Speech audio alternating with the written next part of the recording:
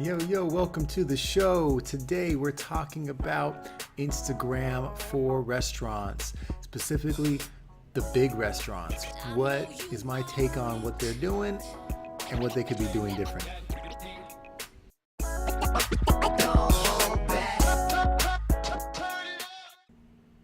Hey everyone, today again talking about Instagram for restaurants. Instagram obviously is the hot social media tool and platform these days, and every business that has a visual component is trying their best to figure out what to do on Instagram, how to gain those followers, how to build genuine engagement, and how to leverage that platform to drive business into their doors. And restaurants are no exception. We see a lot of different strategies out there, pictures of food, pictures of people holding food in beautiful places, hiring models, hiring influencers to take pictures with their food. It's all over the place, but there's a lot of different opportunities out there to leverage Instagram. My take on it that I'd like to share with you all today is that if you're a big restaurant out there, in other words, you are a franchised system, you have a reputation, you've been around, you have lots of locations throughout the United States or in a portion of the United States, people know about you in your area. So what do you do that leverages the power of Instagram in a way that resonates with people who don't need to learn more about you? They know who you are. They just need to be enticed to come and visit or to build some kind of genuine connection with you to A, make you their favorite brand, or B, to get them to come more often because they love your products and they just need to be reminded to come more often. So there's lots of ways to tap into this.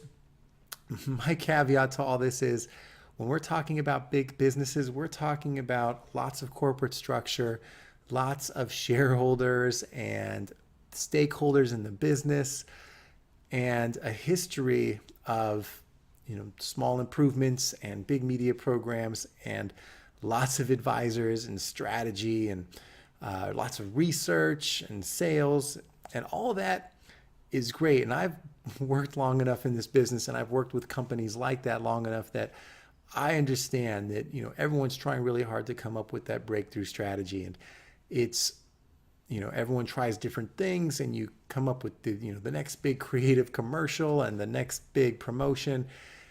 And there are some businesses that you'll see incremental gains some years and decreases other years, and each competitor is stealing business from another. One restaurant one year is doing great, and then the next they drop off and someone else comes in, and it's back and forth, and there's new entrants to the market, and it's a continuing battle and seesaw. I get it. I lived through it.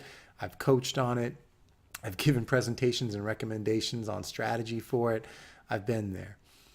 But taking a step back, it's nice to not be in the middle of it, because now I can look at it from an outsider's point of view and say, hey, what if we had to boil it down to very simple, very basic, foundational ideas that don't come with the strings of trying to impress the directors or the CMOs or the marketing teams, not trying to impress all the stakeholders and all the shareholders. Get rid of all the red tape. When you start to think about if we had to build these kind of things that actually might make a difference, and we weren't afraid of making drastic changes to a business or to a media program, because when you make changes, if it doesn't work, you might get fired. If you take all that fear and red tape and politics out of it, what are some different ways some ways to actually disrupt and do things different?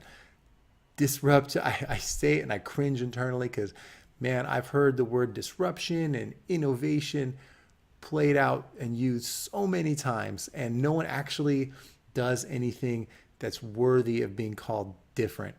And a lot of that's because of the reasons we just talked about. So no holds barred, honestly, the things that we can think about to just change perspectives, or if we all take ourselves out of that box for a few minutes and think about what are the things you can actually do. So let's take some, and I'd love to hear your ideas too, but let's start with a few. So first thing, As I mentioned before, awareness not being a factor. I know they'd say, well, they don't know about this new product or this new promotion. That I get that. People know about your brand. If you're one of these big brands I talk about, people know who you are, where the store is generally near their house. They've been driving the route long enough. Awareness isn't really the problem. So let's stop talking in media speak and trying to figure out the quantitative measures that get there. The idea is, how do you create a genuine connection with people and an experience that resonates in a way that matters to them? So first thing I'd say, blow it up. What if you blew up your Instagram? What I mean is, if you, I'm not saying delete everything. I'm saying if you imagine that you were starting from your very first post or 3 posts ever, given your current state in the business and what you know about the customers now, what would you want to tell them? If you only had 1 or 2 or 3 posts to do it right off the bat, what do they need to know? What do you think that they would respond to? What would capture the essence of the business to get them to actually care? It's a different way to think about it. I understand that. But what I'm saying is that there are ways to tap into a customer's emotions if you start to put them first and think about what would matter to them. What would you want them to do? How would you want them to interact with your business? How would you connect with them emotionally? How would you get them to give your restaurant a shot and possibly come in and try out what you have going on? What would you do with 1, 2, or 3 posts? Take some time, think about it. You might come up with something that's innovative, different, simpler, to be honest.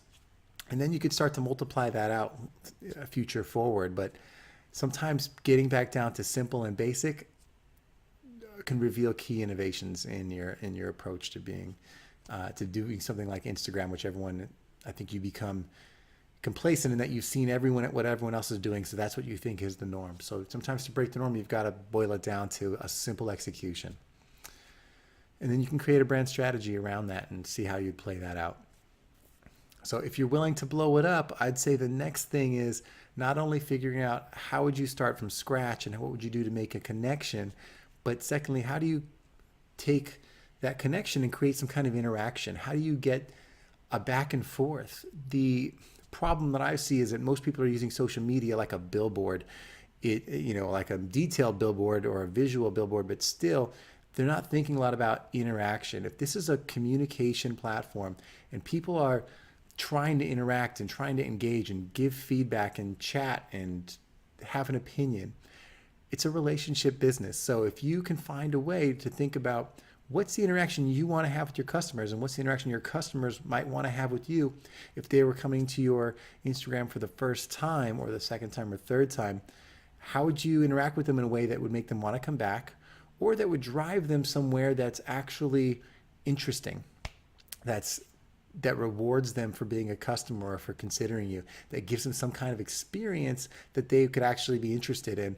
Maybe it's something that takes them to the website or to some other piece of content that is more engaging than just a picture with some captions. So something to think about after you blow it up. How do you create real interaction? And if that's the goal, what are you trying to get them to do?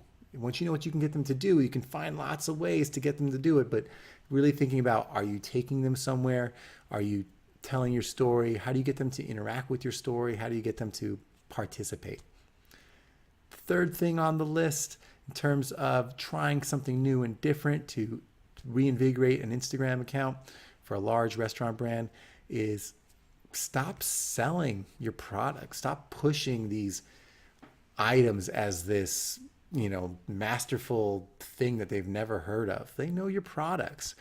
What if instead of thinking about what you're selling and how to position yourself in a beautiful light, you actually start thinking about how to create stories that resonate with people? Be a media company, not a selling restaurant company. You are the big guys. You have the dollars. You have the infrastructure to actually afford writers, editors, video. And I'm not saying give it to an ad agency, because they create ads. That's their goal. They might create content too. But if you actually assign some in-house staff that their entire job is creating content and building an organization around that, and recruiting staff and recruiting freelancers and investing in influencers to go out on the streets and be involved with culture, you can create that content. And sometimes you're already creating content, but where's it housed? It's living on YouTube, something you don't own. What if you take all that, use all the platforms as doorways into your business with snippets and sure episodes, but then that all leads back to your website that is a media experience, that is content around the pillars of culture that you actually connect with, that your customers are attuned to, that they're passionate about. You are on the streets with them, and they're looking to you for some kind of relevant content. You can be a media channel as well, and you can leverage whatever assets you already have or events you're already at. There's millions of places to actually be out there with your customers, involved in what they're on. You're probably already sponsoring and paying big advertising dollars to pay for some kind of promotion or involvement with someone else's content, but you're not really tapping into leveraging that as your own media channel to push content on your own channel, so that people, when they see a story in the news feed about something cool that happened, it takes them back to your site and not some other news site or some other channel or some other social platform. It actually leads them to you, and they start to think of you as a part of the cultural fabric instead of as an advertiser pushing whatever food you're trying to push that day. Become a part of culture. Stop selling.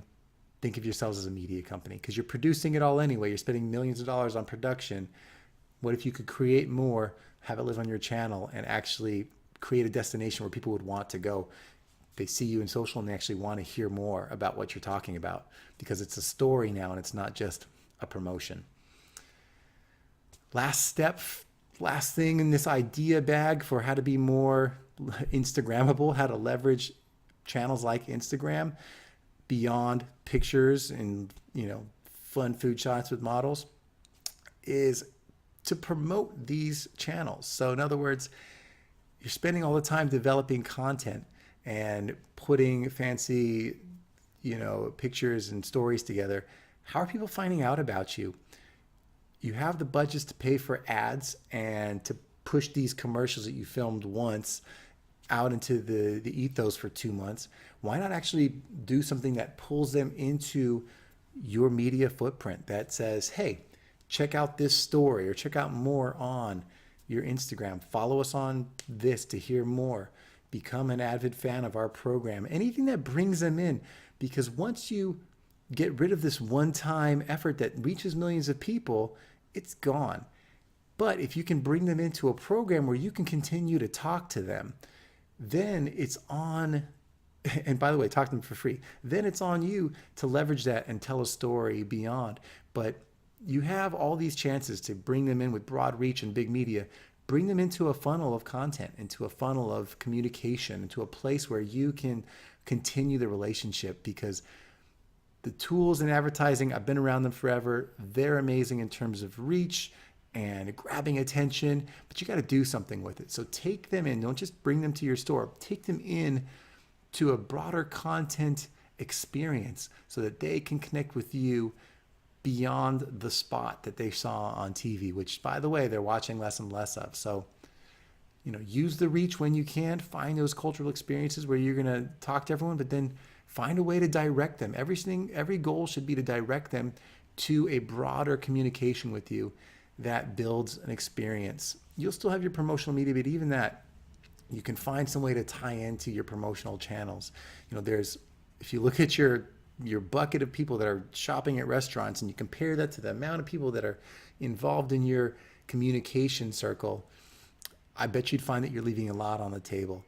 And especially with the true fans, with the people that actually love your brand, I bet you when you get them involved in your content and you engage them, you'd find that that leveraging fans that actually love your brand becomes a cycle that advocates and creates story and momentum around your business. That's all I got for you today. I hope you found some of that valuable. I know it's a little bit different to talk about blowing up your Instagram and doing something different, but I hope it at least got you to think and turn the wheels and think about something different, or at least you got a chuckle out of it. So thanks for tuning in. Talk to you next time.